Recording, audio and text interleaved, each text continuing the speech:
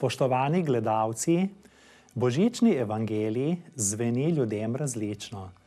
Za Elizabeto, ženo velikega duhovnika Zaharije, je bil Jezus dobra novica o dolgo napovedanem Mesiji, potomcu očeta Abrahama in matere Sare. Za pastirje na betlehemskih poljanah je bilo nebeško dete siromak, kot so bili oni, zavit v ubožna oblačila, rojen v zavetišču za ovce.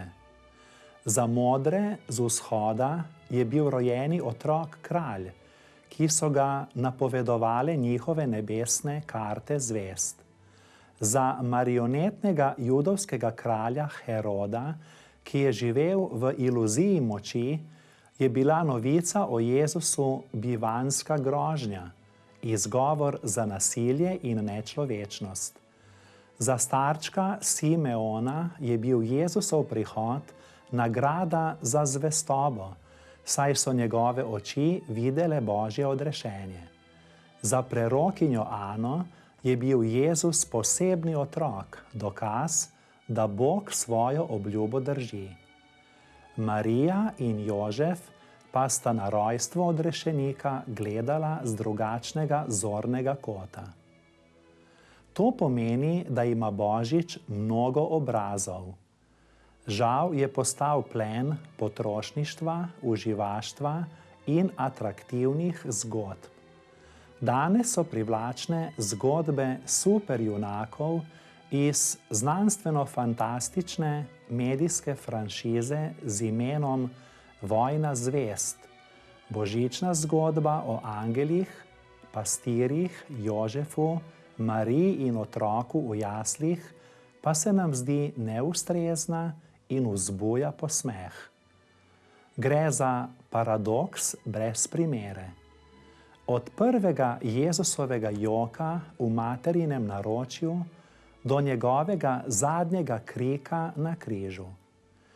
Njegova moč je vidna v ponižnosti, njegova ljubezen pa v služenju. Današnja družba meni, da Božič ne sodi v sodobni svet logike, češ, da gre za krščansko aroganco in infantilno domišljijo.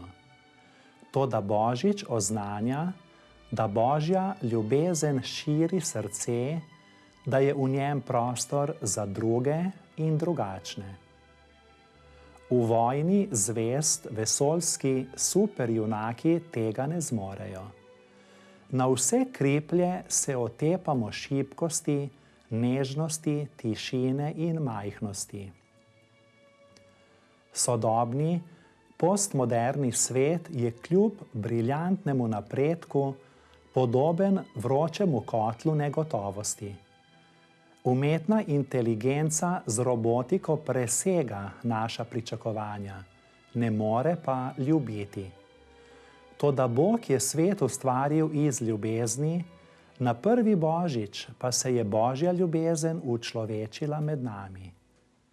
Naš največji strah je izolacija, naš najgloblji strah pa je osamljenost, saj smo ustvarjeni za odnose.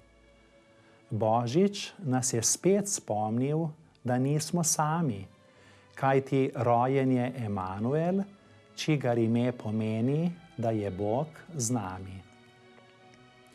Naša samozadostna, narcistična in nervozna zahodna družba mora nujno slišati nebeški pozdrav, naj se Boga ne bojimo, kajti kdor se boji Boga, se boji ljubezni in ga je strah živeti in umreti. Dete v jaslih, ki je Bog in človek, je edino upanje. Noben zakon, nobena vlada in nobena ideologija ne morejo preklicati tega čudežnega rojstva. Bog je prišel med nas, ne iz dolžnosti, prisile ali na našo prošnjo, ampak iz čiste ljubezni. Da nas osvobodi strahu in lažnih prepričanj ter nam podari upanje, mir, radost in ljubezen. Jezus Kristus je nasmešek na Božjem očetovem obrazu. V tihi in sveti noči je prišel k nam najdražji gost, kakršnega zemlja ni nikoli gostila in ga nikoli ne bo. Prišel je učlovečeni Božji sin. Prišel je kot otrok, da se ga ne bi bali, a ga vseeno ne sprejemamo. Raje imamo pok bomb, ropot strojev, obljube borznih špekulantov, prevare, spletke, teorije zarote, trike, polresnice, zavajanja, hvalisanje in prazno lepo besedje. Verjeli smo, da bomo ustvarili svoje kraljestvo, a se je izkazalo, da je človek slab Bog.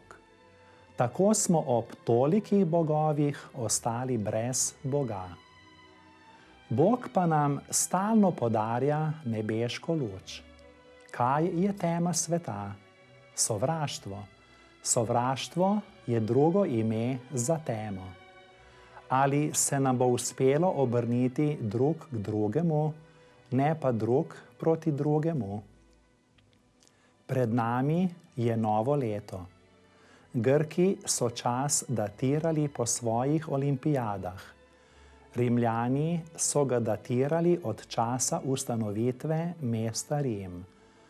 Laplace je čas določal glede na konjunkcijo planetov.